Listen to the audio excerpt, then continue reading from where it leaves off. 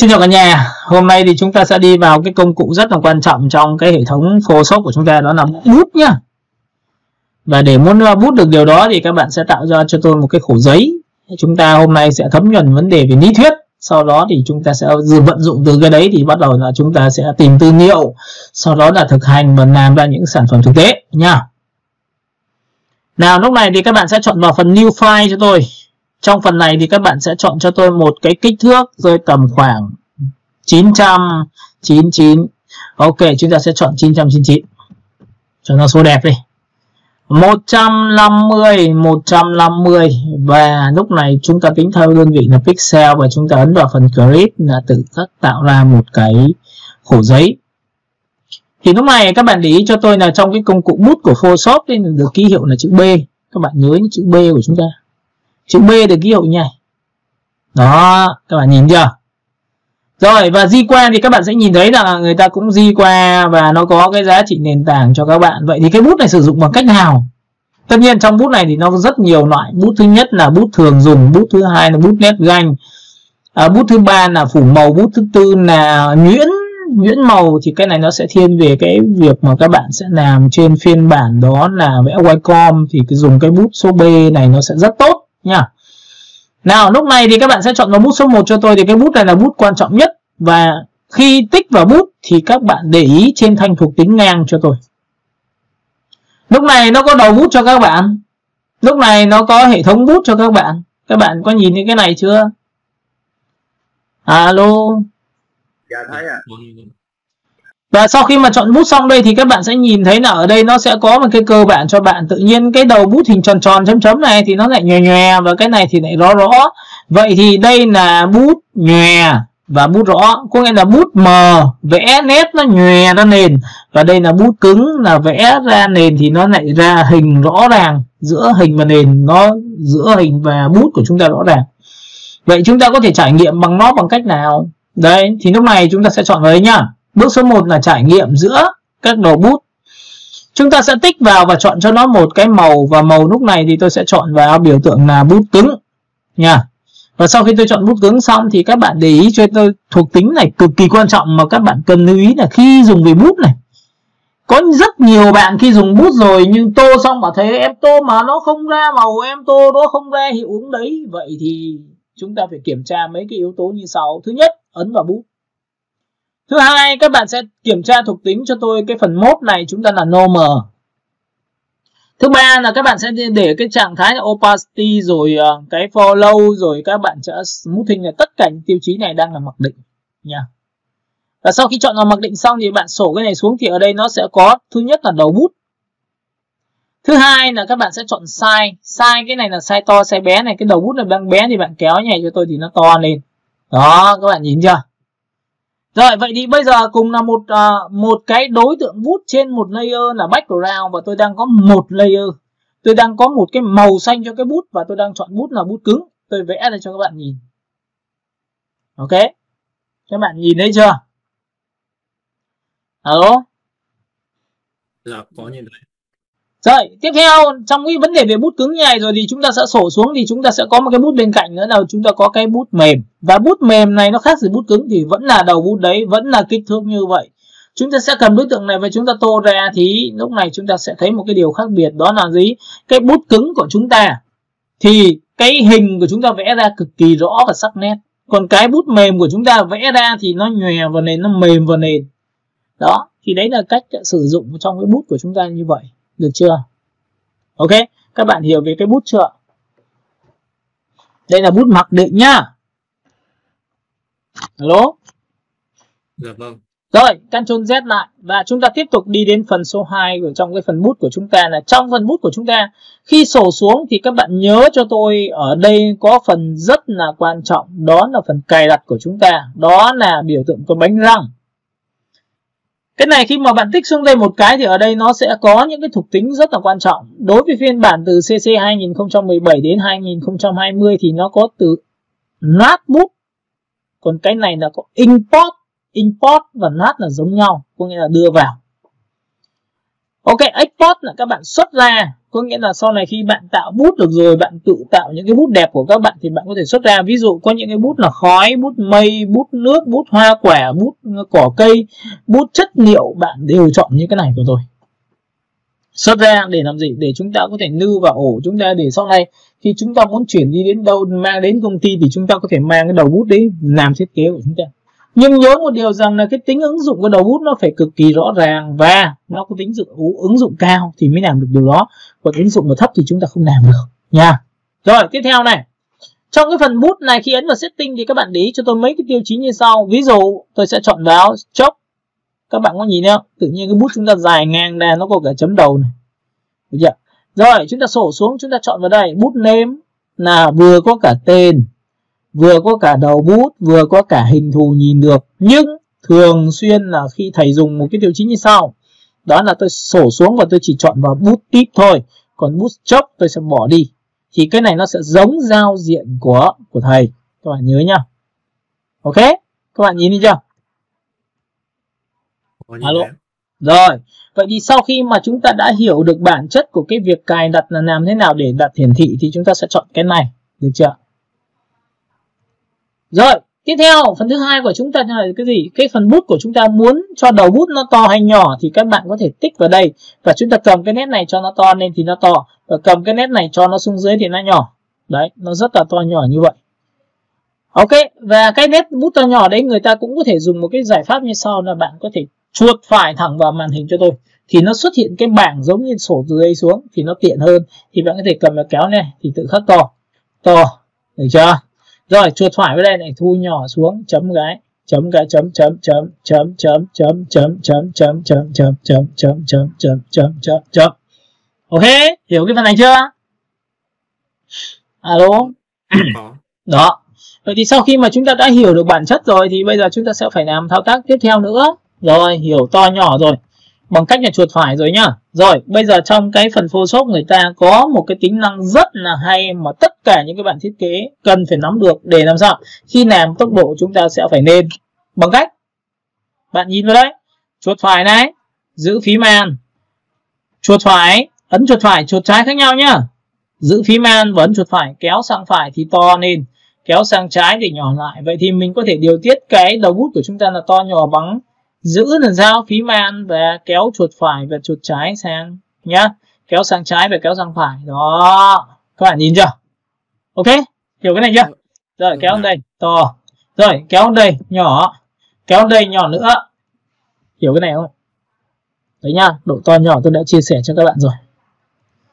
Rồi tiếp theo, lúc này chúng ta sẽ đi đến một cái câu chuyện của cái bút bê của chúng ta tiếp theo nữa. Thì các bạn sẽ nhìn vào đây, ở đây nó có một cái thuộc tính là cái bút của chúng ta, cái bút của chúng ta là bút này, chúng ta có thể là cho nó to này, nhìn giữ phím A là chúng ta kéo đây là to này, sổ xuống này, chuột phải này, thì các bạn có thể kéo đây là cái kích thước của cái đầu bút của các bạn. Bạn có thể làm theo thao tác gì đó là bạn có thể kéo bẹt lại, nhìn chưa? Rồi các bạn có thể xoay, rồi các bạn có thể xoay theo hướng của các bạn, theo ý đồ của các bạn, được chưa? Rất là nhiều kiểu khác nhau. Còn bình thường thì các bạn sẽ để về trạng thái đó là hình tròn cho tôi thì nó sẽ được nha. Ok, đấy, thế là chúng ta đã hiểu về bút của chúng ta là có to nhỏ, có độ xoay. Và tiếp theo nữa này, trong cái bút của chúng ta nó có tính năng là biến cái bút cứng trở thành bút mềm bằng chính cái hard disk này. Hard disk này khi nào 100% thì nó sẽ là bút cứng. Nhưng khi tôi cầm cái hard disk này về, tôi kéo về bằng 0 thì nó sẽ trở thành bút mềm. Ok, và các bạn đã hiểu được bản chất to nhỏ, dối, béo gầy của cái bút rồi, đúng không? Các bạn hiểu cái này chứ nhỉ? Ok, vậy thì sau khi mà hiểu đầu bút đấy thì người ta mới sinh ra. Vậy thì cái bút này nó sẽ giúp ích cho chúng ta cái gì? Tất nhiên nó sẽ giúp ích đầu tiên là chúng ta sẽ tạo ra hiệu ứng từ cái đầu bút đấy. Mà để muốn tạo ra hiệu ứng đầu bút đấy thì các bạn có đồng ý với tôi. Ví dụ, chúng ta ấn vào Ctrl và sau đó thì chúng ta sẽ để ra một cái phần download. Sau đó thì chúng ta sẽ chọn một cái biểu tượng là một cái chọn vào một cái hình đi. Ở trong cái phần hình này thì tôi có một cái biểu tượng cho các bạn là tôi cầm vào đây và tôi sẽ chọn vào đây. Đây ạ. Cả lớp mình nhìn thấy phần này chưa nhỉ? Nào, các bạn sẽ nhìn thấy là nếu mà tôi tạo ra một layer mới và tôi chọn một cái đầu bút lúc này thì tôi muốn tạo ra một cái hiệu ứng là nó vừa phải thôi, nên tôi sẽ kéo từ đây xuống đây, nó hơi nhòe tí cho các bạn, và giữ phím man kéo ở đây, thu nhỏ lại. Tôi tích vào đây một cái, tôi tích vào cái này là màu trắng, layer mới nhá, nhìn thấy chưa? Tích vào đây, thu nhỏ lại, tôi sẽ chọn vào cái thứ hai, thu nhỏ lại chọn cái thứ ba, thu nhỏ và chọn cái thứ tư, thu nhỏ chọn cái số 5, thu nhỏ này chọn cái số 6, thu nhỏ này chọn cái số 7, thu nhỏ này chọn cái số 8. Ok, các bạn có nhìn thấy cái này tôi đang chấm rất là từng cái một không ạ? Có nhìn thấy. Rồi.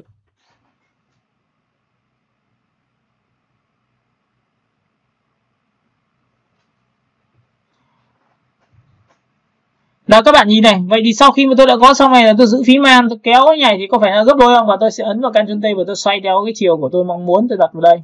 Lúc này sau khi tôi chọn xong cái này tôi đặt vào đây, thế là tôi đã có một cái hệ thống rồi, tôi sẽ chọn cả hai và tôi ép lại, được không ạ? Đấy nha, các bạn nhớ nhá. Ok, và sau khi đã làm xong được cái tiêu chí đấy thì các bạn để ý cho tôi là khi tôi ép cả hai cái này thành một bằng Ctrl E thì lúc này chúng ta có giá trị thôi, là tôi đã có được cái biểu tượng rồi, đúng không ạ? Nào, các bạn nhìn vào đây.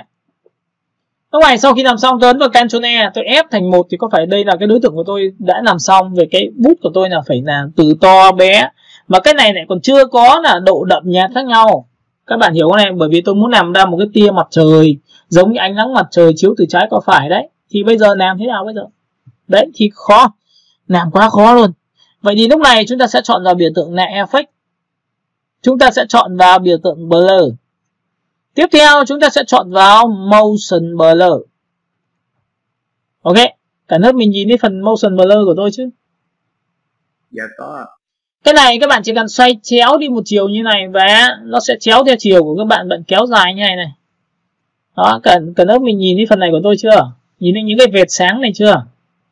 Dạ có.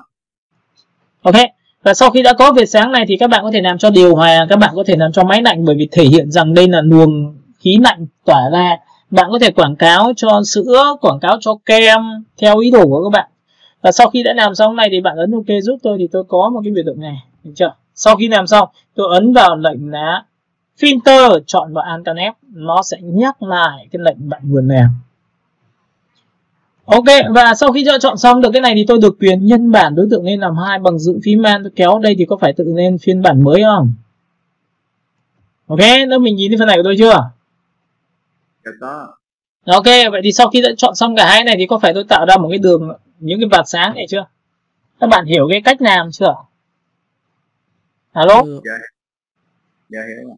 Rồi, tiếp theo phần thứ hai, đôi lúc mà khi mà các bạn làm về thiết kế thì bạn sẽ phải phủ cho nó một cái giá trị là chúng ta truyền tải cho nó. Ví dụ tôi muốn là thể hiện rằng tuyết rơi, mưa rơi hay cái gì đó là những cái bóng bay để nó trang trí cho thiết kế của chúng ta, thì chúng ta làm một cách nào? Đây, thì các bạn sẽ vào cái phần thứ hai cho tôi, đó là gì? Cách cài đặt đầu bút nhá. B này, đây là đầu bút của các bạn.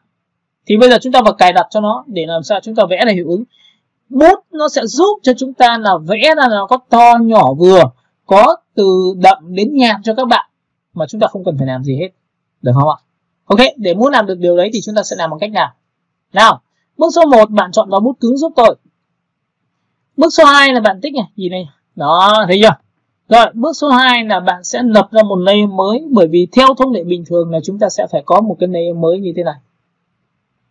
Tiếp theo, các bạn sẽ chọn vào F5 là Window và chọn vào F5 giúp tôi chính là bảng setting cái đầu bút của các bạn. Và sau khi tôi chọn xong cái này xong thì các bạn sẽ nhìn thấy là lúc này tôi có một cái bảng. Thì cái bảng đầu tiên như này thì các bạn để ý là tôi đang ở bảng là bút tip shape. Cái phần này nó có spacing là giãn cách giữa các đầu bút ra, thì các bạn nhìn này, các điểm đầu bút tôi kéo ra như này thì nó sẽ tạo ra cái điểm hạt như này, tôi kéo cho các bạn xem. Ok, lúc mình nhìn thấy phần này chưa? Rồi. Thế nhá, rõ phần này nhá. Rồi, phần này là size to nhỏ này, độ xoay này, các kiểu này, được chưa? Hard disk này có hết trong cái phần là bút tip shape này.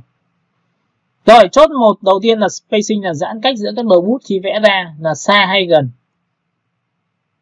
Rồi, bước số 2 của các bạn là gì? Các bạn sẽ chọn vào cho tôi đó là cái Shape Dynamic. Shape Dynamic là điều chỉnh về to nhỏ của cái đầu bút mà không cần phải vừa rồi tôi phải làm mất công là thu nhỏ lại tích một cái xong rồi thu nhỏ lại tích cái. Không, cái thằng này không vậy.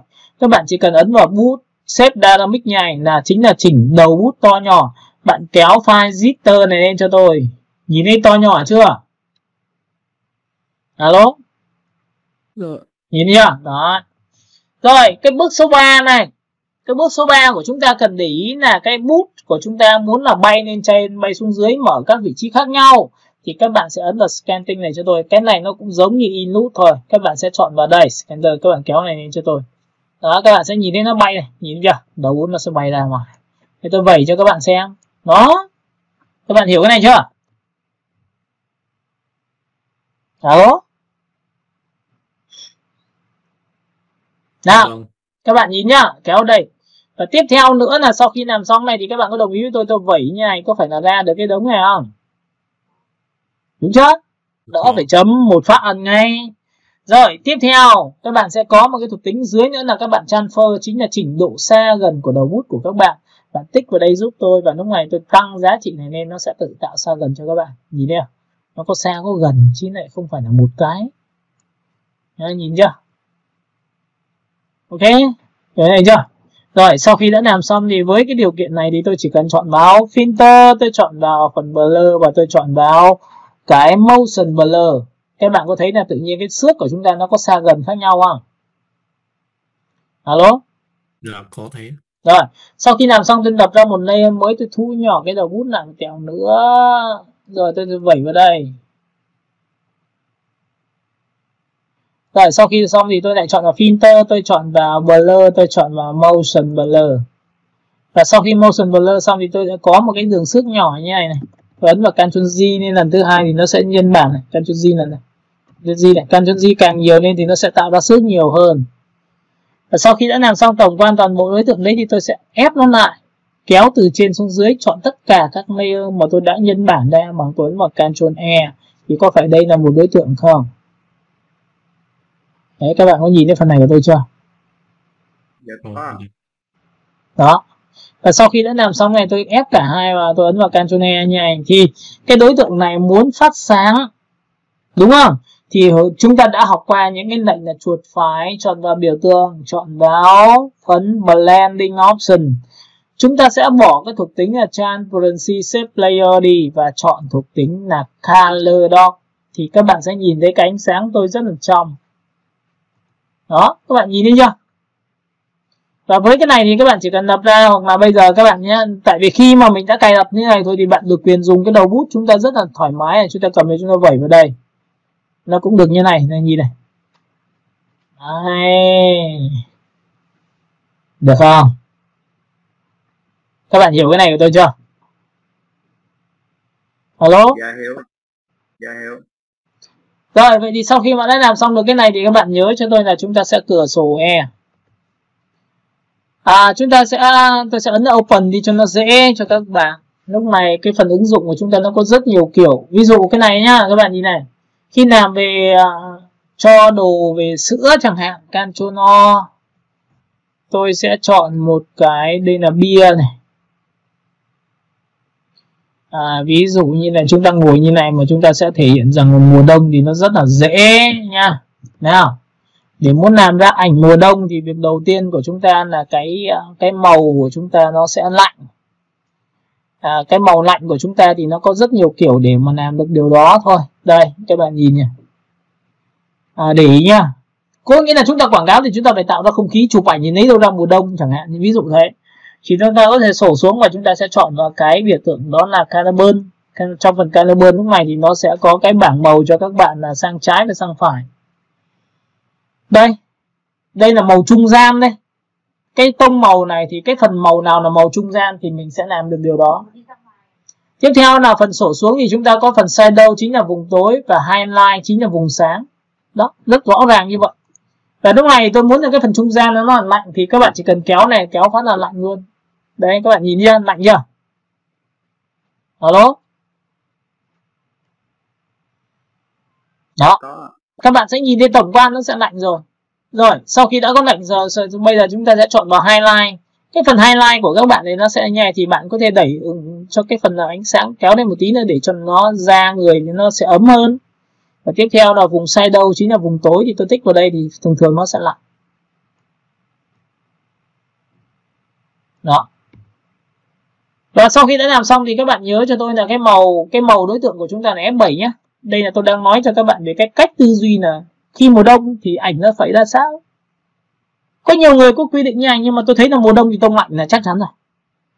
Rồi, phần thứ hai nữa này, thì các bạn sẽ sổ cái này xuống, thì ở đây nó sẽ có một cái nền tảng cho các bạn là khi vào mùa đông thì màu sắc nó sẽ hơi bị có thể nhợt màu đi một tí.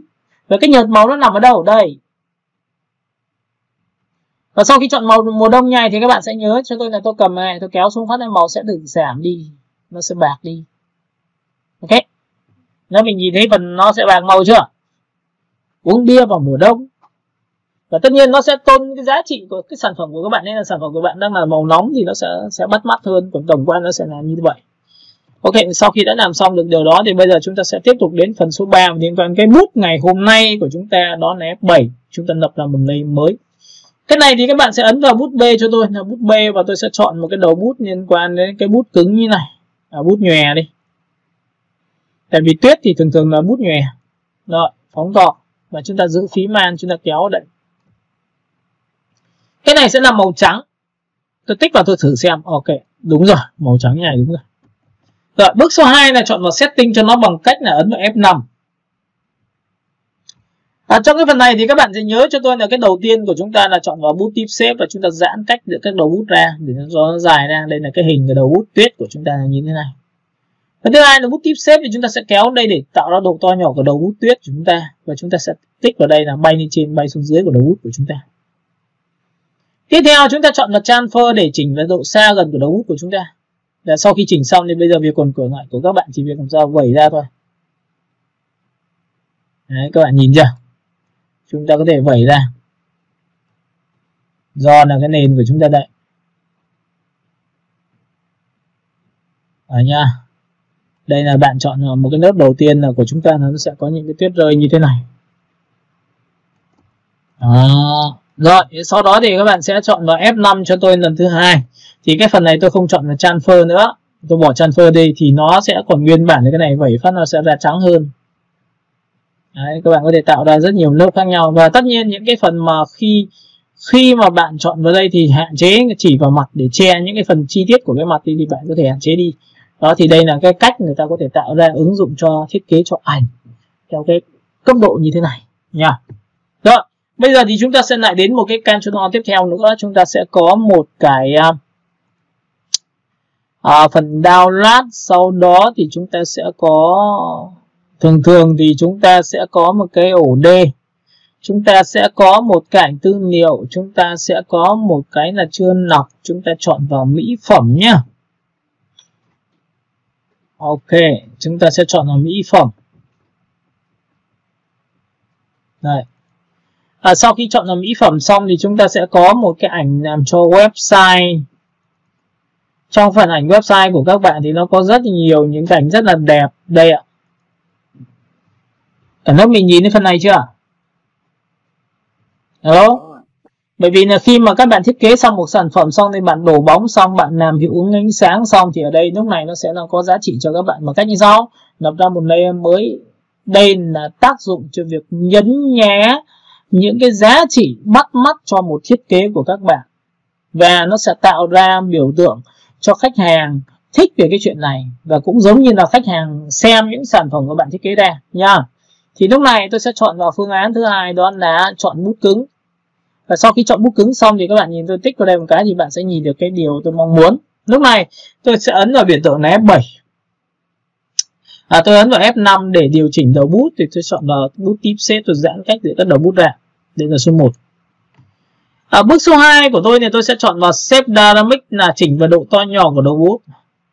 Tiếp theo tôi ấn vào biểu tượng là Scanting, chúng ta sẽ kéo đây là độ to nhỏ của đầu bút. Tôi sẽ cho nó bay vừa phải thôi. Và cuối cùng tôi chọn vào Transfer để làm sao? Để nó xa gần đầu bút. Đây ạ. Rồi. Sau khi nó làm xong thì các bạn nhớ vào đây cho tôi một cái, và tôi chỉ cần làm sao tôi cầm tôi vẩy như này thôi. Đó, các bạn có nhìn thấy hình này của tôi không? Alo? Dạ có. Nhìn chưa? Và chúng ta thu nhỏ đầu hút lại, và chúng ta được quyền chúng ta vẩy ra những cái nhỏ nhỏ hơn này, nhìn chưa? Và chúng ta cầm thì chúng ta vẩy nhỏ hơn nữa này. Đấy, thấy chưa? Và chúng ta có thể to hết cỡ ra, và bây giờ chúng ta tẩy như này, chúng ta vẩy ra để tạo ra những cái nền background, đúng không? Và tất nhiên là sau khi mà chúng ta tích vào đây, chúng ta tích vào đây, chúng ta tích vào đây, có thể tạo ra những cái đường tích từng cái một cũng được, và tích nhiều lần cũng được, được chưa? Và cái này sau khi đã làm xong được tổng quan thì bạn hãy dùng cho tôi một cái hòa trộn, có thể là dùng overlay. Ok, nhìn thấy overlay chưa? Hai là bạn sẽ chuột phải vào biểu tượng đó và chọn là blending option cho tôi, và cũng tương tự như vừa rồi chúng ta sẽ có một cái thuộc tính, đó là bỏ cái thuộc tính transparency shape layer để đi và chọn thuộc tính là color dot. Và lúc này cái biểu tượng này chúng ta rất phát sáng này, chúng ta cầm biểu tượng này chúng ta kéo ở đây. Đó, các bạn có nhìn thấy không ạ? Alo? Hiểu cái này chưa nhỉ?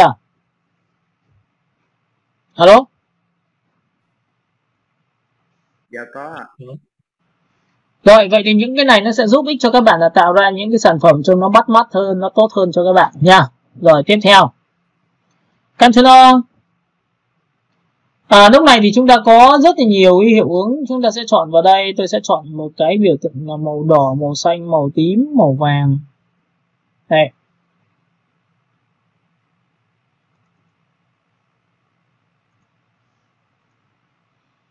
Với cái biểu tượng như này thì các bạn sẽ nhìn thấy là nếu tôi chọn một cái phương pháp dùng cho các bạn xem là tôi sẽ lập ra một layer mới. Lúc này bút của chúng ta được kết hợp giữa phiên bản mặt nạ và đầu bút và gradient của chúng ta thì làm sao? Chúng ta đầu tiên là chúng ta sẽ vẽ ra một cái biểu tượng cái đầu bút đó. Người ta có hai cách, một là vẽ đầu bút trước, hai là không vẽ đầu bút. Đây thì tôi sẽ thu nhỏ đầu bút lại nhỏ nha. Và tôi vẩy ra cho các bạn thì nó sẽ được nha. Nhưng cái đầu bút này nó lại chưa được như muốn, tôi sẽ ấn vào F5 và tôi vẽ mấy lần cho các bạn. Ví dụ scanting này tôi sẽ để cho nó độ xa gần nó sẽ ít thôi. Rồi, phần thứ hai là bay lên trên bay xuống dưới thì tôi cũng để vừa thôi. Rồi, sau khi đã làm xong thì tôi vẩy như này. Rồi thu nhỏ lại đầu bút lại, vẽ như này được không? Ok, vậy thì lúc này chúng ta vẽ như này được không ạ? Đó, thế là các bạn đã thấy rằng là cái tiêu chí của chúng ta đã được rồi. Và sau khi đã làm xong được cái điều này thì bắt đầu chúng ta làm một cái thao tác như sau. Các bạn nhớ cho tôi là lúc này tôi điều chỉnh về transfer. Và cứ mỗi lần mà chúng ta làm như này thì chúng ta nên điều chỉnh để làm sao nó phù hợp với cái thiết kế của các bạn. Rồi, cái này bay lên một tí nữa. Rồi, sau khi đã làm xong thì các bạn sẽ cầm cái kéo nhảy cho tôi. Rồi, cho nó nhẹ nhàng này. Sau đó thì bạn có thể thu nhỏ cái đầu bút lại. Và thu nhỏ đầu bút lại như này. Sau khi thu nhỏ đầu bút thì bạn có thể lập ra một layer mới, bạn vẽ vào đây cho tôi. Nó sẽ tạo ra những cái chấm chấm bé hơn. Ok, các bạn có nhìn thấy phần chấm chấm bé bé hơn của tôi không chưa nhỉ?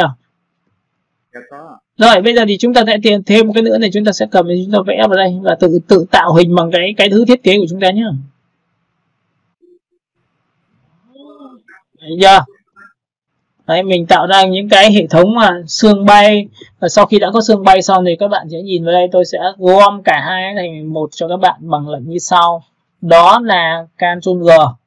Thì đây là một group của cái đầu bút của chúng ta vừa tạo ra. Chúng ta lập ra một layer mới và lúc này tôi sẽ chọn vào phím G. Phím G là Gradient. Tôi sẽ tích vào đây một cái và tôi sẽ chọn vào biểu tượng từng cái một. Ví dụ tôi tích vào đây là một cái màu đậm, sau đó tôi tích cái màu số 2, tôi sẽ tích vào đây là màu đậm hơn. Tiếp theo tôi tích vào đây một cái nữa thì tôi chọn vào đây. Đây là một trong những cái gọi là tiểu xảo, thủ thuật. Thì các bạn có thể chọn một cái gradient màu đồng dễ không bằng cái này. Ok, hiểu cái này không ạ? Dạ hiểu ạ. Lần sau khi mà mình làm nên mình chỉ cần chọn như này thôi là mình đã có cái gradient rồi. Mình nhấn ok, thế là chúng ta đã xong cái gradient. Và sau khi đã có gradient này thì các bạn kéo này cho tôi. Ví dụ tôi kéo từ trái qua phải này. Hoặc là các bạn có thể kéo từ đây lên đây này. Được chưa? Rồi, Sau khi đã làm xong, các bạn có đồng ý với tôi đây là cái gradient, còn phía dưới là cái bút trong group, thì bạn chỉ cần cho cái gradient này chui vào thôi bằng lệnh là Ctrl Alt G. Các bạn có nhìn thấy cái bút tôi chưa? Dạ có. Ok, và lúc này sau khi đã chui vào được rồi thì tha hồ mà chúng ta thử kéo xem chỗ nào cần sáng, chỗ nào cần tối. Đấy là do chúng ta điều chỉnh nha. Nhìn thấy không ạ? Alo? Các bạn thấy không? Và ngay lập tức là chúng ta đã có một cái hiệu ứng dành cho cái thiết kế của chúng ta, trông nó cũng sẽ chuyên nghiệp hơn. Và tất nhiên bút của chúng ta thì nó có rất nhiều kiểu, nó không phải chỉ là hình tròn mà có thể là những cái biểu tượng. Là những cái biểu tượng thì biểu tượng đấy nó có thể làm lên từ cái gì thì các bạn nhìn vào đây cho tôi nhìn nhá. Ok, tôi tạm thời tôi tắt một cái đối tượng này đi và tôi xóa đi cho các bạn. Tại sao tôi lại nói điều đấy? Ví dụ cái này thì sao? Chúng ta có rất nhiều phiên bản nâng cấp nhé. Cái này thì các bạn chỉ cần chọn là blending option cho cả cái group đó, và sau đó bỏ cái thuộc tính này đi và chúng ta chọn vào hòa trộn này. Các bạn nhìn thấy color dot này, được chưa? Và sau khi chọn vào color dot thì các bạn nhìn thấy cái này nó phát sáng rất là tốt luôn, nhưng ở một vài phạm trù khi liên quan đến màu đậm nó sẽ bị mất hình. Có nhìn thấy chỗ này không? Alo, nhìn thấy chưa? Màu này nó tươi hơn rất nhiều và nó tạo ra cảm giác như là ánh sao xa để chúng ta kéo đây chọn là phin xuống. Đó, các bạn có nhìn thấy này của tôi chưa? Dạ có. Rồi, nhưng phần thứ hai là sau khi làm xong thì chúng ta có thể ấn vào Ctrl G lần thứ hai. Và Ctrl G thì cái này tôi gỡ ra, tôi gỡ cái đối tượng là blending option này ra. Tôi bỏ cái thuộc tính là này đi. Và lúc này tôi không chọn color dot nữa mà tôi có thể chọn vào overlay được không? Đấy, overlay không được thì chúng ta sẽ chọn vào trạng thái là có thể dùng cái này được không? Hay là trạng thái của chúng ta là normal được không? Và nhớ một điều rằng sau khi đã có trạng thái normal xong thì các bạn sẽ dùng nhé. Cái này nó phát sáng rồi thì cái này phải ở dưới. Nhìn đi, chỗ này phát sáng chưa? Rồi, vậy thì cái thằng phát sáng ở dưới rồi. Còn thằng ở phía trên đâu tôi sẽ cầm, tôi kéo này cho các bạn. Tôi cầm này, tôi dùng V, tôi kéo ra cho các bạn. Đây là phần không phát sáng.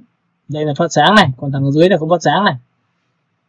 Thì cái thằng này của các bạn thì bạn sẽ phải làm cho tôi thao tác là bạn sẽ lập ra một layer mới trên nó và dùng phím gradient và tôi kéo từ trái qua phải như này và tôi chọn vào Ctrl Alt G. Các bạn có nhìn thấy Ctrl Alt G tôi chưa? Và tôi tự quyền kéo nhanh được không? Alo? Dạ được ạ. Các bạn sẽ nhìn thấy là lúc này chúng ta tạo ra xa gần của đối tượng được, chỗ này bắt sáng hơn. Ok, nhìn thấy. Thấy chưa? Nó sẽ có xa gần cho các bạn. Và lúc này sau khi làm xong chúng ta được quyền dùng cả hai. Tất cả cái này được gom vào trở thành một cái nền tảng cho hiệu ứng của thiết kế của các bạn. Bởi vì sau khi các bạn làm xong này, các bạn có thể làm poster, các bạn có thể làm sản phẩm bán trên những thị trường như là Shopee, Lazada, những cái vấn đề về TikTok của các bạn đều có thể làm được. Lúc này chúng ta lại ấn vào Ctrl G lần thứ hai. Và sau khi Ctrl G lần thứ hai rồi thì các bạn có thể tạo ra một cái mặt nạ giúp tôi. Tại sao mặt nạ? Bởi vì trong cái phần mặt nạ này thì lúc này cái ánh sáng này nó không thể bay ngoài được mà nó bay đây là bay vào đây xong nó chui bên trong cái này thì nó sẽ làm sao? Thì bây giờ để muốn chui vào bên trong thì buộc là các bạn sẽ phải quay trở về bút B. Và bút B lúc này thì bạn phải chọn cho tôi một cái đầu nó nhòe. Đầu nhòe để làm gì? Để cho chúng ta đầu bút to lên. Đấy, cho to đầu bút thì tôi đã chỉ rồi. Các bạn chỉ hãy chọn cho tôi một cái là đây là mặt nạ trắng thì dùng với đầu bút đen để tô vào cho nó mất hình. Đấy. Cái bài hôm trước về hòa trộn trên nút thì tôi cũng đã phải dạy những tiêu chí này để hiểu rồi thì chúng ta mới làm hiệu ứng được thì chúng ta tô vào đây. Ok, các bạn có nhìn thấy phần này của tôi chưa nhỉ? Dạ có. Nhìn thấy chưa? Thì có phải tự nhiên cái đấy nó chui đằng trong à? Rồi cái này lại kéo vào đây bay lên này thì chỗ này là sẽ phải mất hay là như thế nào? Thì đấy là việc mà của các bạn đang làm. Ví dụ bay vào đây và chỗ này sẽ phải lui xuống dưới đi qua khe hay là như nào, hay là đi qua đến đây. Ok. Đấy, các bạn hiểu cái bản chất của cái việc mà khi mình làm về thiết kế thì mình phải xử lý từng tí một. Và có những cái rất là đơn giản đó, nhưng lại khiến cho sản phẩm của bạn trông nó sẽ rất là vui mắt. Nhìn này trước và sau của chúng ta. Ok. Các bạn có thấy là làm về trang sức, làm về mỹ phẩm, làm cho chữ thì người ta hay đẩy một vài cái giá trị về sao xa đấy. Vậy thì sau này bạn nghĩ sao? Những cái biểu tượng chấm chấm tròn tròn đấy của chúng ta đã trở thành hình bông hoa. Rồi sau này nó có thể trở thành hình gì? Tam giác. Rồi trở thành hình logo bay có được không các bạn? Và có thể trở thành hoa đào, hoa mai được không các bạn? Alo? Dạ được ạ. Ok. Vậy dạ được thì nó nằm ở đâu? Theo các bạn thì mình sẽ làm ở đâu bây giờ? Phải không? Dạ nghe ạ. Nếu mà làm được như vậy thì bây giờ chúng ta làm bằng cách nào? Nào, chúng ta vẽ hoa đào được không em? Dạ được. Được ạ. Vậy vẽ hoa đào bằng cách nào? Lấy bông hoa đào. Có đúng không? Lấy bông hoa đào trên mạng tách lệnh ra. Rồi, cũng là một cái cách. Nhưng mà cái vấn đề là làm thế nào để bông hoa đào để trở thành, thì có phải chúng ta phải tạo bút không em? Đúng chưa? Vậy thì đầu tiên chúng ta cứ làm quen với một vài cái thuộc tính cái đầu bút của chúng ta đã. Chúng ta sổ xuống này, nhìn chưa? Chúng ta kéo xuống đây, ở đây nó có rất nhiều loại đầu bút cho các bạn. Và tất nhiên là cái đầu bút của các bạn thì như tôi đã chia sẻ rồi. Đúng là gì? Tôi cầm đây tôi kéo vào đây. Cái bút này của chúng ta nó có bút dạng cơ bản. Đấy, chúng ta cứ lăn chuột bảo thầy ơi sao cái của thầy nó nhiều thế mà cái của em ít thế, thì tí nữa tôi cũng gửi cho các bạn một cái bút mà tôi tổng hợp từ cái bút từ Photoshop từ ngày xưa đến bây giờ. Tất nhiên là nó cũng không thể đầy đủ được hết, nhưng ít nhất thì nó cũng dùng được tạm thời những cái thứ mà bạn mong muốn nha. Chúng ta sẽ lăn chuột xuống và chúng ta sẽ tìm đến những cái bút của chúng ta cầm. Và nhớ một điều rằng máy của chúng ta mà bút mà chúng ta đầy thì chúng ta sẽ làm sao là bị treo nhá, và không lấy được bút được vào nữa đâu. Đây thì bạn nhìn ở đây cho tôi, đây là biểu tượng hình chấm đây. Và cái chấm này thì khi mà tôi làm xong thì tôi lập ra một layer mới và tôi chấm cho các bạn xem. Có nhìn thấy cái biểu tượng phát sáng này chưa? Đó, cho tờ bút to nên tích vào đây. Đấy. Vậy thì sau khi đã có cái đầu bút này rồi thì các bạn nhớ cho tôi là tôi cũng tương tự như vậy, tôi chọn vào F5. Thứ nhất là tôi chọn vào bút tip shape để giãn cách ra. Được chưa? Bước số 2 là các bạn sẽ chọn vào cho tôi là cái shape dynamic để chỉnh vào độ to nhỏ của đầu bút. Thứ ba là các bạn sẽ bay lên trên và bay xuống dưới của đầu bút thì cầm cái kéo này. Đấy. Tiếp theo là bạn có muốn xoay không? Thì trong cái shape dynamic này nó có một cái biểu tượng là các đầu bút này có thể làm cho các bạn xoay được. Hay là bạn muốn là chỉ là một chiều thôi đây. Các bạn có thấy nó chỉ một chiều không? Alo? Hiểu phần này chưa? Rồi ạ. Đấy nha, tôi sẽ cho nó bớt đi, nó chỉ tầm này thôi cho các bạn nhìn này. Đấy, nó chỉ bay đúng theo một cái hướng thôi. Còn các bạn muốn xoay lung tung thì bạn nhớ cho tôi là trong phần shape dynamic này nhá, nó có phần này. Tôi nhìn thấy xoay lung tung không? Nhìn này. Nhìn đầu bút xoay chưa? Đó, kéo này lên thì xoay hết. Đấy thì bình thường thì tùy theo mỗi người đấy. Mọi người thì cứ thử chọn cái nào cũng được. Nhưng mà tôi thì tôi sẽ chọn theo kiểu hình thức này. Và tất nhiên là bạn muốn chọn transfer nữa thì nó cũng được thôi. Rồi sau khi đã làm xong thì với điều kiện như này thì tôi khuyên các bạn hãy chọn vào phần phía dưới. Và tất nhiên là trong phần này thì chúng ta sẽ chọn vào phần đầu bút của chúng ta nằm ở đâu. Chúng ta chọn vào trong đây. Thì trong cái phần dưới này thì tôi sổ xuống ngày xuống và tôi sổ trong này. Tại vì cái gradient này tôi đang cho chui vào trong của cái thằng này đúng không? Thì tôi sẽ tích vào đây là tạo một layer mới bên trong. Để làm sao tôi tự vẽ ra bên trong này đúng không ạ? Nào. Này rất mờ này, các bạn nhìn đi rất mờ chưa? Còn nếu không thì bạn sẽ tạo ra một layer bên ngoài giúp tôi. Cũng tương tự như vậy, bạn tích vào đây cho tôi lập ra một layer mới trên và chúng ta sẽ vẩy từ trên xuống dưới nha.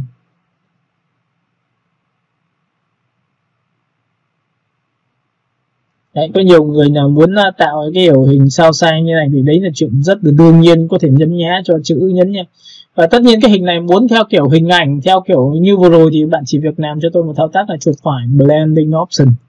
Tiếp theo bạn sẽ chọn cho tôi một thuộc tính đó là transparency shape layer và chọn thuộc tính là color. Thì lúc này các bạn sẽ nhìn thấy những điểm nhấn nhá của chúng ta nó không phải rõ hết đâu, nhìn thấy chưa? Alo? Có. Rồi tiếp theo trong cái phần đầu bút của các bạn thì các bạn nhớ cho tôi để muốn lấy được đầu bút của cái khác vào. Tại vì có những cái đầu bút là đầu bút khói, đầu bút nước hay là đầu bút gì đó. Ví dụ bạn muốn tạo ra một tách cà phê thì không phải ai cũng đi vẽ khói. Bởi vì tất nhiên vẽ được khói nhưng mà vấn đề là bạn quá mất thời gian. Trong khi đó là mà vẽ xong thì lại chưa chắc là đẹp bằng cái bút khói là đã có sẵn. Nên chúng ta có thể đi tìm một cái bút khói và chúng ta có thể làm sao đưa nó vào trong phần bút của chúng ta và chúng ta chỉ việc chỉ ra thôi là xong. Chỉ lúc đấy chúng ta không thể đi giải thích cho khách hàng là ở đấy cái bút này em tự tạo ra nó xịn hơn cái bút mà lấy trên mạng. Chả có ai biết cái điều đấy cả các bạn ạ. Các bạn nhớ nhé, nên là khi đi làm đôi lúc mà chúng ta sẽ phải làm sao tùy cơ ứng biến và làm cho thật nhanh lên, nhưng mà nhanh nó phải đẹp, nó phải ít nhất nó phải sạch nước cản cho các bạn thì nó mới có giá trị. Các bạn hiểu cái này của tôi chưa? Ok, và chúng ta kéo xuống đây nó có bút mây, bút nước, rồi bút cỏ, nhiều kinh khủng luôn. Và tất nhiên là để muốn lấy được tất cả những tiêu chí này thì nó cũng hơi bị khó. Đấy nhá. Rồi các bạn sẽ nhìn thấy đây là cái bút khói của chúng ta. Và bút khói như tôi đã chia sẻ cho các bạn là bạn chỉ việc lập ra một layer mới, bạn chỉ vào đây cho tôi phát là tự khắc nó sẽ có khói. Ok. Các bạn hiểu cái này của tôi chưa nhỉ? Dạ hiểu ạ. Và tất nhiên là cái khói này thì các bạn có thể cho nó to, bút nó là bút mà nên là cho to nhỏ như bình thường, tôi tích vào đây phát là tự khắc nó sẽ có khói này, làm thì nó sẽ ảo diệu hơn. Và tất nhiên khói có được quyền cho vào trong của cái đó không? Đấy nhé, cho lên trên tất cả này. Các bạn có đồng ý với tôi đây là cái hình mà chúng ta đang đưa vào không? Nhìn này chưa? Ok. Nhá, bây giờ tôi cho các bạn xem này, tôi lập ra một layer mới và tôi chọn vào gradient. Vừa rồi chúng ta học là cái này đúng không? Chúng ta cầm, chúng ta kéo từ trên dưới này cho tôi. Thì có phải khi mà bình thường như này tôi đã có cả miếng hình cho chui vào cái khói thì bằng Ctrl+G đã chui vào theo sắc độ của cái khói không? Alo? Dạ có. Rồi, và sau khi trở ra sắc độ cái khói thì nó chỉ là một màu thôi. Các bạn có thấy nhìn nó một màu chưa? Thì các bạn hãy chọn cho tôi hòa trộn đó là color như này nhá. Color nhá. Còn nếu không thì các bạn sẽ chọn vào đây cho tôi. Đây à, nhìn chưa? Normal cho chúng ta. Và sau khi chọn normal xong thì bạn muốn đẩy sáng phần khói chỗ nào thì tôi vẫn có thể đẩy được cho các bạn được. Được chưa? Nhìn chưa? Trước sau này. Đấy nha, đây là có hai cách nhá. Cách số 1 là mình phải vẽ khói ra và cho cái gradient chui vào, đúng không? Hiểu phần này không ạ? Dạ hiểu ạ. Rồi, còn cách thứ hai là bạn sẽ chơi một cái trò như này cho tôi. Bạn sẽ kéo gradient trước. Kéo nhảy được không? Sau khi kéo xong được cái phần này xong thì bắt đầu bạn tạo ra mặt nạ. Thì đây là mặt nạ trắng. Thì là khi dùng mũi bút đen thì bạn tích vào sẽ mất hình, đúng không? Còn khi mà chúng ta ấn vào mặt nạ trắng này, mình biến thành mặt nạ đen bằng Ctrl+Shift+Y thì có phải là sẽ mất hình không? Nào, Ctrl+Y nhá. Thì có phải đây là mặt nạ đen thì phải dùng bút trắng, thì bây giờ chúng ta dùng chính cái bút khói đấy và tích vào đây là màu trắng thì có phải nó hiện hình không? Mà hiện hình đấy là hiện hình gradient đúng không các bạn? Alo?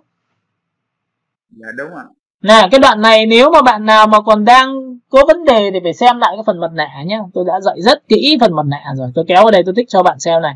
Kiểm tra lại trước khi tích là cái này là màu trắng, tất cả thông số là opacity 100% và tích vào đây phát tự khắc chúng ta ra gradient. Đó, các bạn có thấy không? Nó vẫn ra được tiêu chí của chúng ta thôi. Và tất nhiên là cái này nó sẽ làm ra một hiệu ứng, và bên tay phải của các bạn chính là một cái text rồi. Đúng không? Bình thường khi mà chúng ta làm thì chúng ta chỉ cần tích vào đây phát là ra một cái text và chúng ta ấn vào Ctrl+T, chúng ta kéo to cái text ra. Đó, và sau khi đã có cái text xong thì các bạn để ý cho tôi là tôi sổ xuống và tôi chọn những cái text có thể là có chân cho các bạn, bởi vì lúc này thì chúng ta sẽ được quyền sử dụng những cái phông chữ, đúng không? Và phông chữ thì tôi có thể dùng một cái này. Tôi sẽ ấn vào Ctrl+T và tôi kéo vào đây này. Đó. Rồi, có nhiều bạn thì cứ bảo là thầy ơi, vậy thì cái gradient của chúng ta vừa rồi chúng ta vừa làm xong đây, các bạn có thấy vừa làm xong thì có nên new nó lại không các bạn? Alo? Dạ có. Ok, new lại thôi, new lại có gradient thì tự nhiên tôi có rồi, tôi ấn ok xong. Bây giờ sau khi xong thì tôi bỏ cái khói đi, bởi vì là không phải cái gì mình cũng tham được. Cho khói vào lại cho cả ánh sáng vào thì đôi lúc nó lại không được ok lắm, tôi sẽ để như đơn giản như này. Còn cái phần chữ này thì như tôi đã chia sẻ cho bạn là sau khi tôi đã có gradient của một cái hiệu ứng mà tôi tự làm ra, tôi được quyền chuột phải chọn là blending option. Trong phần blending option thì các bạn sẽ nhìn thấy ở đây nó có một cái gradient overlay cho các bạn. Và cái này nó sẽ giúp ích cho các bạn, đó là gì? Bạn tích vào đây. Tôi có cái hiệu ứng gradient đã có sẵn mà tôi vừa tạo ra. Đấy, tích vào đây thôi. Cả nước mình nhìn thấy phần này chưa? Dạ thấy ạ. Đấy, nhanh không? Làm nhanh kinh khủng luôn, còn nhanh hơn, đôi lúc trong những phần này nó còn nhanh hơn cả là cái phần chúng ta làm bên Inloop. Và các bạn có thể reset default để cho nó trở về ban đầu, bạn sổ xuống bạn chọn lại. Reset default để chọn lại. Được chưa? Thì cái gradient này nó đẹp hơn, nhìn thấy chưa? Nó chuyển êm cho các bạn. Ok, hiểu phần này chưa nhỉ? Dạ hiểu ạ. Rồi sau khi đã có phần này xong thì bạn ấn OK giúp tôi, thì có phải tự nhiên tôi đã có một cái hiệu ứng chữ cho nó rất là đẹp. Và lúc này thì các bạn theo rồi bạn thích làm như thế nào đấy là việc của các bạn thôi. Khánh này, mỹ phẩm này, được chưa? Mỹ phẩm này, được chưa? Rồi Ctrl T và chúng ta thu nhỏ khoảng cách lại. OK, hiểu phần này không ạ? Thấy chưa? Vậy thì cái bút đầu tiên này các bạn thấy là khi mà chúng ta tự tạo ra bút thì chúng ta có thể tạo ra những cái biểu tượng như là lấp lánh, ánh sao rồi các kiểu, đúng không? Rồi phần thứ hai là gì? Là chúng ta có thể dùng những cái thủ pháp khác nữa cho cái thiết kế của chúng ta. Đó là chúng ta có thể chọn vào file. Chúng ta có thể chọn vào file. Chúng ta chọn vào Ctrl O. Chúng ta sẽ chọn vào một biểu tượng.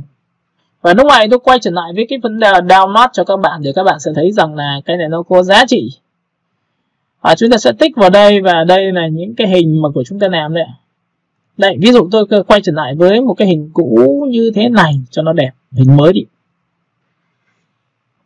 Và trong cái giá trị khi mà tôi muốn tạo ra một cái cảm giác khác biệt và nó mới mẻ thì chúng ta có thể tạo ra một cái quần mây trông nó thơ mộng hơn để giúp ích cho cái việc mà bạn có thể đặt chữ lên đó, bạn đặt cái biểu tượng lên đó được. Một cách như sau là các bạn sẽ chọn vào bút B giúp tôi. Thì cái bút B lúc này thì tại sao chúng ta đặt câu hỏi vào thầy ơi tại sao khói lại có ở đây? Tại sao lại có những cái bút như này ở đây? Được không ạ? Thì các bạn nhớ cho tôi là người ta sẽ chỉ cho các bạn đó là cái cách loát đầu bút vào. Các bạn nhìn nhé, tôi sổ cái này xuống. Thì cái này chính là import đầu bút vào. Ok, lớp mình nhìn thấy cái phần import đây chưa? Dạ thấy ạ. Rồi, sau khi đã chọn vào import xong thì các bạn sẽ nhìn thấy là lúc này chúng ta sẽ tìm đến cái đầu bút của chúng ta thôi. Thì tôi đang nói cho các bạn biết là cái cách lấy đầu bút của người khác cho. Các bạn lấy cái đầu bút của cái mà bạn download trên mạng. Rồi các bạn sau này các bạn sẽ có một cái câu hỏi nữa là vậy thế em muốn tạo ra một đầu bút thì có được không? Thì đấy là những câu chuyện mà chúng ta sau. Được không? Thì các bạn sẽ nhìn thấy nội dung đồ họa thì tôi sẽ có một cái đầu bút là tổng hợp của tôi, đó là bút tên là GGG và ký hiệu là ABR.ABR. Bạn ấn vào đây loát vào thì tự khắc nó sẽ vào trong cái phần bảng của các bạn thôi. Nhìn nhá, ấn vào loát vào, được chưa? Và tất nhiên là khi loát vào thì nó có mấy cái lưu ý như sau là đây là cái loát này của tôi, nó sẽ vào đấy rất là nhiều. Tôi đã loát nhiều lần rồi và nhiều bút như này thì nó sẽ bị sao? Có nặng không các bạn? Theo các bạn là có nặng không? Nặng ạ. Đấy các bạn nhìn nha. Úi trời ơi, kéo như vậy là mệt tay luôn. Đây nhá, tôi sẽ kéo đẩy lên phía trên cho các bạn xem này. Đây tôi kéo ở đây cho các bạn. Đây là cái bút GG tôi đây. Các bạn có nhìn thấy cái bút GG này của tôi chưa? Dạ thấy ạ. Rồi các bạn lát vào đây thì nó sẽ ra cái này và bạn sổ cái này xuống thì nó sẽ có biểu tượng này cho các bạn. Bạn lăn chuột xuống cho tôi. Và khi lăn chuột xuống thì các bạn sẽ nhìn thấy là ở đây nó có một vài cái yếu tố là chính là cái quầng mây. Đây là bút mây đây. Bạn tích vào đây cho tôi. 854. Và sau khi là đã có bút mây thì các bạn nhớ là mây là một đối tượng. Vậy thì mây phải nằm trên một layer. Và đã là trên layer rồi thì mây phải nằm màu trắng. Bạn thiết kế cho sản phẩm về bỉm này, sữa này, rồi thiết kế về những cái gì liên quan đến du lịch này. Bạn phải tạo ra cảm giác mây nó đẹp. Bởi vì có nhiều trường hợp là khi chụp ảnh ngoài trời mây xấu quá, đi chụp ảnh ngoại cảnh xấu quá thì mình phải tự cải thiện bằng cách như này, đúng không ạ? Và tất nhiên là khi chọn mây xong tôi chọn màu trắng và tất cả là opacity bằng 100 rồi tích vào đây. Bạn nhớ cho tôi nhé, khi tôi tích vào đây tôi tích một cái này. Đó, các bạn nhìn theo ạ. Đó. Dạ thấy ạ. Rồi phóng to lên, tích vào đây. Thấy chưa? Thì cái câu chuyện này trông nó sẽ sinh động hơn rất là nhiều. Và trong quy trình khi làm xong này thì bạn sẽ tạo ra một cái mặt nạ. Bởi vì đôi lúc nó lấn vào mặt của người đàn ông thì chúng ta được quyền làm sao chọn vào một cái bút B. Và lúc này buộc là các bạn sẽ phải trở về bút thường. Bút thường là gì? Đây là những cái bút thường đây, chúng ta hay dùng đây. Và cái bút thường này tôi cho nhỏ đầu bút lại. Nhỏ đầu bút thôi. Để làm gì?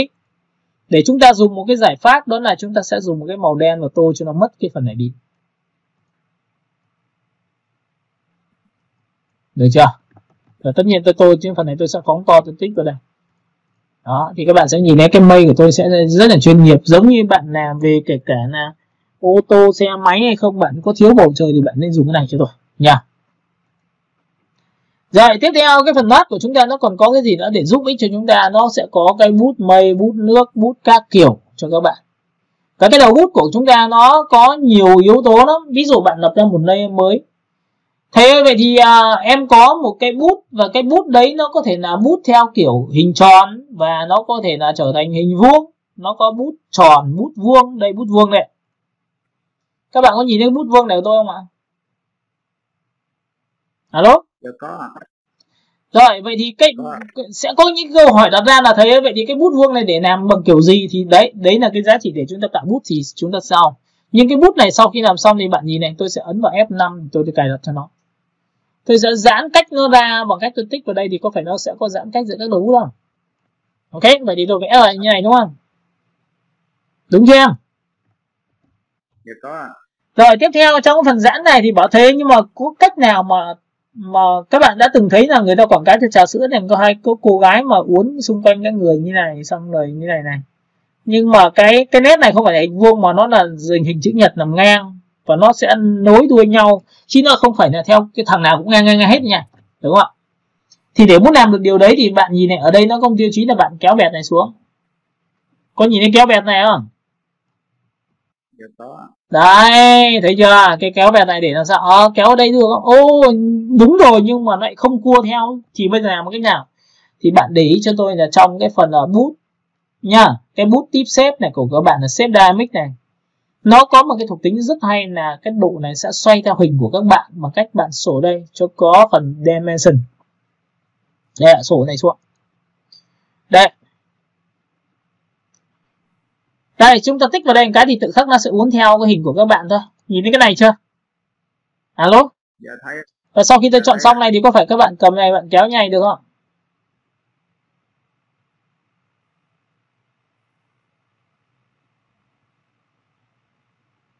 Vẽ thêm một cái máy bay vào đây nữa. Đấy, được chưa? Rồi, sau khi đã làm xong thì cái vị trí này thì các bạn chỉ việc làm sao chọn vào công cụ pen giúp tôi. Có thể quảng cáo cho du lịch bằng cách là tích vào đây một điểm, tích vào đây một điểm, tích vào đây một điểm và tích vào đây một điểm.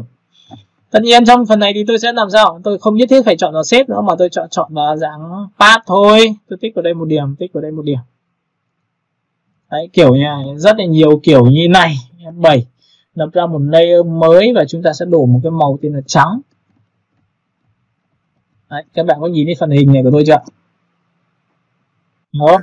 Rồi, nếu không thích cái này thì bạn có thể xóa đi, và chúng ta có thể được quyền chọn cái bút B quay trở lại vừa rồi. Chúng ta sẽ cầm biểu tượng này, chúng ta uốn lên như này được không?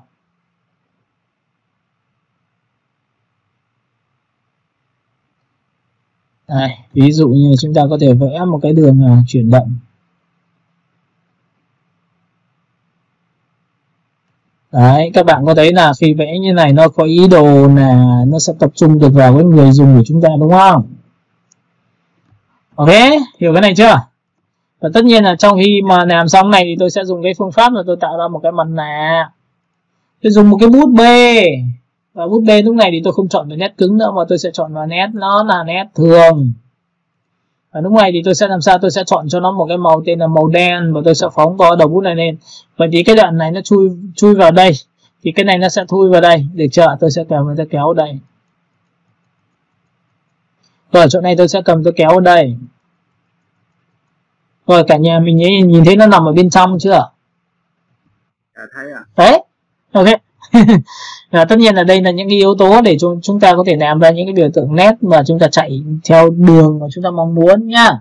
Vậy thì có nhiều người bảo đã thấy vậy thì bây giờ có cách nào mà làm cho nó đẹp được không? Chứ vẽ tay đôi lúc của em này vẽ nó không được, trông nó cứ bị răng cưa hoặc là nó không gấp khúc, nó không mượt mà, thì bằng cách nào? Thì nhìn vào đây, các bạn nhìn này. Chính vì cái điều đấy mà người ta mới sinh ra cái chuyện là làm thế nào để cho bút chạy theo đường dẫn. Thì đầu tiên là bạn sẽ phải có cái đường pen, bạn tích vào đây cho tôi. Thấy chưa? Rồi, tích vào đây.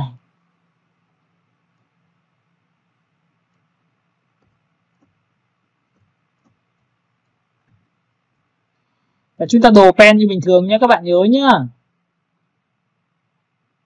Ok, hiểu phần này chưa? Để muốn đầu bút chạy theo đường dẫn thì cái việc đường dẫn của các bạn là phải làm sao? Phải chuẩn. Ok, xong rồi nhá. Rồi, sau khi đã làm xong thì bạn lập lên một layer mới cho tôi. Và lúc này để muốn bút chạy theo đường dẫn thì người ta đang chọn ở công cụ pen. Thì bạn chuột phải vào cái công cụ đường path đó cho tôi và chọn vào phần stroke path. Fill path, stroke path này, fill path này. Thì các bạn nhìn vào đây cho tôi là ấn lúc này thì tôi sẽ chọn là chuột phải, chúng ta chọn vào phần Stroke. Thì trong phần Stroke của các bạn thì bạn chọn đầu bút cho tôi. Nhìn nhá, chúng ta chọn chính cái đầu bút. Và bút của chúng ta đang chọn cái gì là cái nét vừa rồi. Thì chúng ta chỉ cần ấn OK thôi thì bút nó sẽ chạy theo đường dẫn. Nhìn này không? Dạ thấy ạ. OK, rồi. Nhưng mà sau khi vẽ này thì tôi có thể trở về bút B được không ạ? Bút B nhá, thì cái bút B này thì vừa rồi chúng ta vừa chọn một cái hình gì? Đây, tôi chọn vào hình vuông cho các bạn. Vừa rồi chúng ta chọn hình vuông thì chúng ta tích vào B. Chúng ta chọn một cái đầu bút vuông. Được chưa? Và chúng ta chọn vào cái đầu bút nó có thể to ra một tí nữa. Thu nhỏ lại đẹo. Rồi, sau khi đã làm xong thì chúng ta điều chỉnh về cái hướng của đầu bút đây. Nào, bút tip xếp giãn lại, kéo bẹt xuống, thu lại một tí. Rồi, phần thứ hai, xếp dynamic thì chúng này chúng ta sổ xuống và chúng ta chọn vào biểu tượng là xoay. Đấy, xong rồi. Và sau khi đã chọn xong như này thì bây giờ các bạn chỉ việc là quay trở về pen thì lúc này chuột phải chọn vào Stroke Path. Chúng ta ấn OK thử xem được không ạ? Các bạn có nhìn thấy đường chuyển động tôi chưa? Dạ thấy ạ. Và lúc này thì khi đường chuyển động như này thì nó sẽ rất là chuyên nghiệp, bởi vì lúc này tôi đã vẽ cực kỳ sắc nét. Đấy chưa? Vậy thì với cái cách sắc nét này thì sau đó thì các bạn mới dùng cái công cụ là F7 và chúng ta chọn được thuộc tính là mặt nạ. Và tất nhiên chọn một cái bút thường. Bút thường của chúng ta sẽ giúp ích cho chúng ta là tôi tích vào đây một cái và tôi tô những cái vị trí nào là cần thiết. Ví dụ có những trường hợp này tôi sẽ chọn vào đây. Hãy chọn màu đen cho tôi và giữ phím man để cho đầu bút nó to lên. Đây, cái này lượn lên trên, cái này sẽ lượn xuống dưới. OK, tôi sẽ tích vào đây để cho nó xuống dưới cho các bạn. Tôi tích vào đây xuống dưới cho các bạn. Được chưa? Thì cái này vòng qua đây thì cái chỗ này đến đây thì tôi sẽ cho qua phần mặt của người. Đó, và sau đó chạy dây xong. Sau khi làm xong tất cả này thì bạn ấn vào Ctrl Enter là biến đường pen trở thành vùng chọn, và sau đó thì ấn vào Ctrl D thì nó chỉ còn hiện hình mỗi cái còn lại thôi. Thì đấy là cũng là một cái cách mà để chúng ta có thể lựa chọn, chúng ta có thể làm chữ, chúng ta có thể làm bất cứ thứ gì mà chúng ta mong muốn được nha. OK. Rồi tiếp theo trong cái phần này thì cái công cụ mà như tôi đã chia sẻ cho các bạn có những cái nền tảng là các bạn có thể áp dụng. Ví dụ các bạn ấn vào Ctrl O. Ở trong phần này thì các bạn sẽ chọn cho tôi một cái phần download ra ngoài và tôi sẽ chọn vào một cái biểu tượng về chai bia. Rồi sau khi đã có chai bia xong thì các bạn nhìn vào đây. Theo thông lệ bình thường thì người ta sẽ có một cái là tôi lập ra một layer mới. Tôi cho cái biểu tượng ảnh lên phía trên.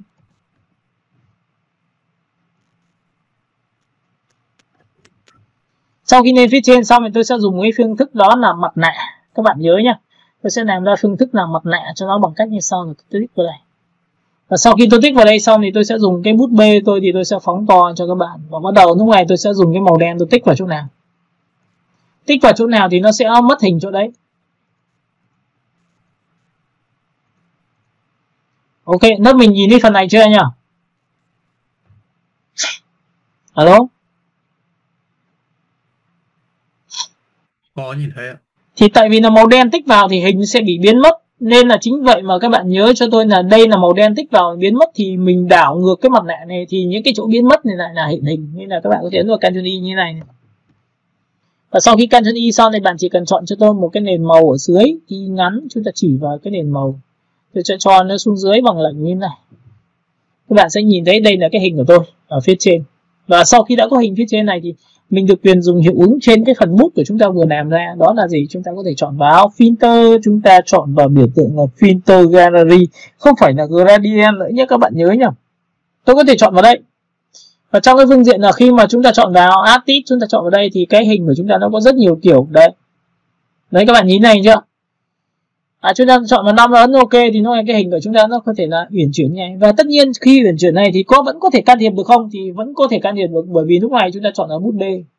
Bút B lúc này thì bạn ấn vào phím X cho tôi là màu trắng, bạn tô vào đâu thì hiện hình lên đấy. OK, nhưng mà các bạn có thấy là lúc này nó sẽ rất là ảo trong cái vấn đề là chúng ta vừa làm giá trị vừa thật vừa ảo. Đây cũng là một trong những cái cách giải quyết về hình và tạo ra những cái ngẫu hứng cho chính cái hình của các bạn. Cả lớp mình nhìn phần này của tôi như nhỉ? Dạ có. OK, Ctrl Z lại. Ctrl Z lại. Được chưa? Đây, đến đây các bạn sẽ chọn cho tôi một cái là đổ một cái màu này. Sau đó thì phần này của chúng ta thì chúng ta lại không dùng cái hiệu ứng đấy nữa, tôi lại dùng vào filter và tôi chọn vào biểu tượng là chấm hạt, thì các bạn sẽ nhìn thấy chấm hạt đây. Ở trong phần này thì đây là số lượng hạt của chúng ta là hạt to hay hạt bé, đây là cấp độ hạt 1, hạt 2, hạt 3, hạt 4.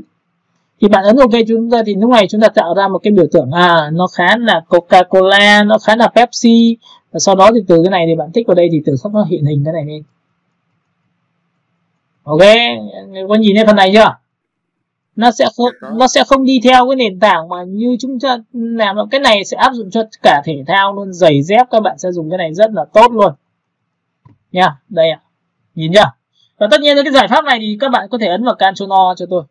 Các bạn có thể tìm đến một cái nơi người ta gọi là thư viện, để tôi đang nói tất cả những cái theo kiểu tiêu chí về ứng dụng để cho các bạn nhìn nhận. Chúng ta chọn vào giày, giày thể thao nam. Trong khi giày thể thao nam xong thì các bạn có thể chọn cho tôi, đây là một giải pháp mà làm nó nhanh và nó lại khiến cho chúng ta có hiệu quả nhá. Các bạn nhìn này chưa nào? Sau khi đã có xong phần này thì tôi chọn vào index. Người thì chúng ta sẽ dùng tiêu chí này, tôi sẽ chọn vào biểu tượng image mode và chúng ta chọn vào RGB.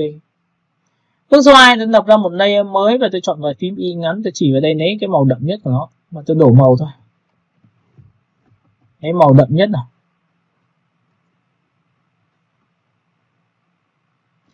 Đen. Cho xuống dưới đối tượng của chúng ta. Cái này của chúng ta lên trên và đối tượng dưới của chúng ta như này. Và lúc này tôi tạo ra mặt nạ. Sau khi tạo ra mặt nạ xong thì tôi dùng một cái bút bê, và cái bút bê đầu tiên là tôi sẽ dùng một cái đầu bút nét nó to lên, tôi sẽ chỉ một phát vào đây. Tôi sẽ dùng phím X. Tôi sẽ chọn một cái màu đó là màu đen. Và tôi chỉ thẳng vào đây. Sau khi chỉ thẳng xong tôi sẽ thu nhỏ đầu bút lại và tôi sẽ chọn vào đây một tí, đây một tí, đây một tí. Sau đó tôi sẽ chọn vào đây. Đó. Sau khi đã làm xong được tổng quan toàn bộ tất cả đối tượng này thì tôi sẽ đảo ngược bằng Ctrl Y. Các bạn sẽ nhìn thấy đây là cái hình của tôi. Và lúc này tôi thuộc tính là tôi chọn vào nó và tôi chọn vào filter, tôi chọn vào pixel và tôi chọn vào color. Tôi chọn vào đây. Ví dụ trong cái phần này ảnh của chúng ta to nên cái hạt này của chúng ta quá lớn, nên là các bạn cũng phải suy nghĩ lại là chúng ta có thể chọn filter, chúng ta chọn vào lại và chúng ta chọn vào đây. Ảnh to thì hạt to. Thì tôi sẽ tăng gấp độ này lên là 16, enter như này thì các bạn sẽ nhìn thấy hạt của tôi to hơn. Rồi, sau khi đã hạt to xong thì bây giờ các bạn muốn rõ phần giữa thì tôi sẽ thu nhỏ đầu bút lại, và lúc này các bạn chỉ việc làm cho tôi một cái thao tác thôi, đó là gì? Chúng ta chọn vào biểu tượng là cái này nó sẽ liên quan đến một cái màu trắng của chúng ta đây. Và chúng ta muốn từ tốn để nó tích phát không phải bị theo những cái hình này thì các bạn sẽ làm như này cho tôi. Đấy, các bạn nhìn chưa? Đấy, các bạn có thể là chọn vào vị trí opacity là tích vừa phải thôi, dần dần nó mới hết. Các bạn hiểu cái phần này của tôi chưa nhỉ? Dạ, hiểu rồi. Rồi, sau khi đã làm xong cũng tương tự như vậy thì bạn có thể chọn một cái chữ cho tôi, đánh một cái chữ Nike. Sau khi chọn vào xong thì các bạn ấn vào Ctrl T và chúng ta phóng to này.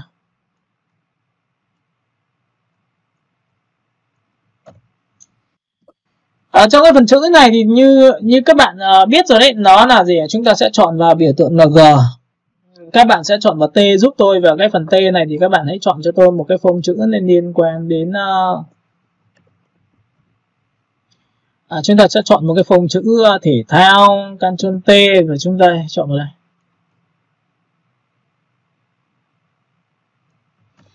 Lúc này cái text của các bạn thì bạn có thể chọn vào T và hãy chọn cho nó một cái màu mà các bạn thấy rằng nó hợp lý, và bắt đầu chúng ta sẽ sử dụng hiệu ứng cho nó bằng cách như sau. Nhìn nhá. Lúc này bạn được quyền nhân bản cái đối tượng này lên làm 2 cho tôi bằng cách như sau là các bạn ấn vào Ctrl G. Nhưng mà trước khi Ctrl G thì bây giờ tôi mới làm cho các bạn một cái hiệu ứng rất là hay, đó là chúng ta sẽ làm giữ phím Ctrl và quay trở lại vùng chọn cho đối tượng. Sau khi quay trở lại vùng chọn đối tượng thì tôi sẽ làm cái vùng chọn là nhỏ đều nhau đi. Nhỏ đều nhau bằng cách nào? Thì các bạn sẽ chọn vào Select cho tôi và chúng ta chọn vào Modify. Ở đây nó có Expand và Contrast. Thì các bạn sẽ nhìn này, tôi sẽ chọn vào Contrast này, tôi sẽ chọn vào số 6. Cả lớp mình nhìn thấy phần nó nhỏ lại chưa ạ? Dạ thấy ạ. Ok. Và sau khi phần nhỏ lại xong thì bạn sẽ lập lên một layer mới giúp tôi. Thì cái này các bạn nhớ cho tôi là tôi sẽ đổ một cái màu đen được không ạ? Nào các bạn nhìn thấy màu đen chưa? Sau khi đã có màu đen xong thì màu đen của chúng ta sẽ phải là một layer mới riêng hoàn toàn, nên là tôi sẽ đổ màu DNT, được chưa? Đây. Và cái này thì các bạn nhớ cho tôi là tôi cứ làm mặt nạ như bình thường. Sau khi mặt nạ xong thì tôi dùng bút B như bình thường, và cái bút B này chính là bút đầu nhòe đây. Các bạn sẽ ấn vào phím X cho tôi. Và tôi sẽ chọn ở đây, tôi tích vào đây này mất này. Các bạn sẽ tích vào đây cho tôi 5 mất này, tích vào đây mất này. Ok, cả lớp mình nhìn thấy phần này của tôi chứ nhỉ? Dạ thấy ạ. Rồi, nếu mà bạn muốn mà mất theo kiểu nhỏ hơn, xinh xắn hơn thì bạn có thể chọn vào đây, rồi chọn vào đây, chọn vào đây, chọn vào đây. Đấy, xong khi làm xong thì lúc này cái câu chuyện đây là làm mất thì bạn ấn vào Ctrl Y giúp tôi, thì đây là hiện hình. Đây là phần hiện này. Các bạn có nhìn thấy phần này, phần hiện tôi chưa?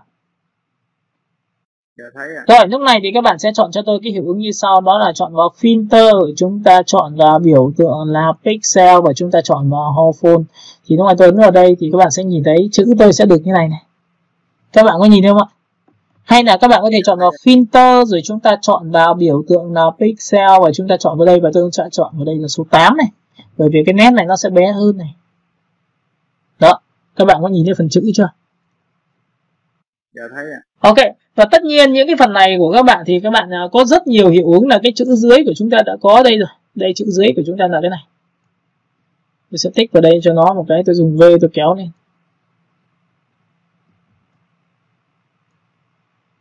Quên mất đây. Với cái này thì các bạn có hai kiểu là bạn có thể ấn vào Ctrl G giúp tôi. Ctrl G nhá, nhìn thấy Ctrl G chưa? Thì cái Ctrl G này tôi kéo ra ngoài cho các bạn, và cái này tôi cho lên trên tất cả cho các bạn. Bởi vì nhé, lúc này đây là một layer của cái hiệu ứng này, cái này thì bỏ đi này. Được chưa? Cái này là một cái phiên bản copy ra này, thì cái phiên bản này tôi chỉ cần chuột phải chọn vào Blending Option.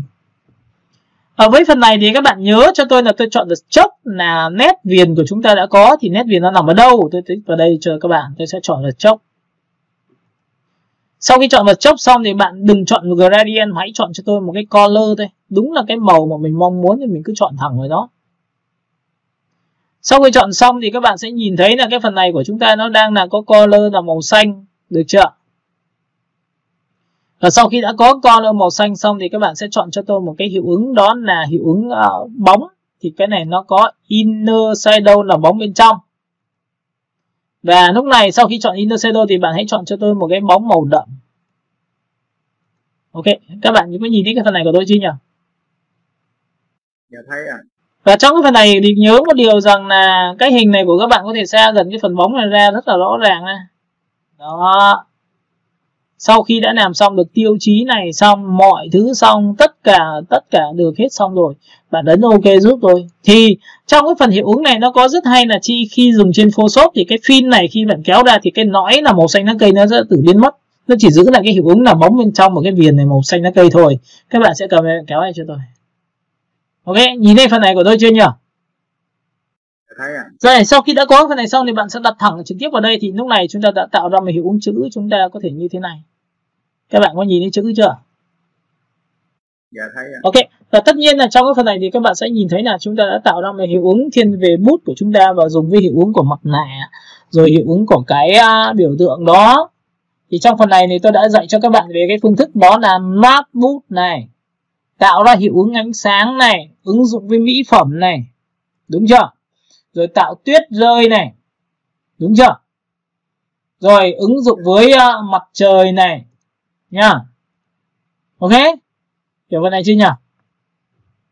Dạ hiểu. Rồi bây giờ thì các bạn sẽ ngồi thực hành trong cái phần bút này cho tôi. Và tất nhiên trong quá trình khi thực hành rồi thì các bạn sẽ phải gửi lại cho tôi về cái cách ứng dụng nó có thể áp dụng cho chữ này, áp dụng cho hình này, đúng không? Để thứ nhất là chúng ta sẽ có một cái cách nhìn tổng quan. Còn tất nhiên đến bài sau nữa thì chúng ta sẽ đi tìm tư liệu thật và chúng ta làm thật nha. Các bạn hiểu cái này của tôi chưa? Dạ hiểu. Rồi bắt đầu thực hành thôi.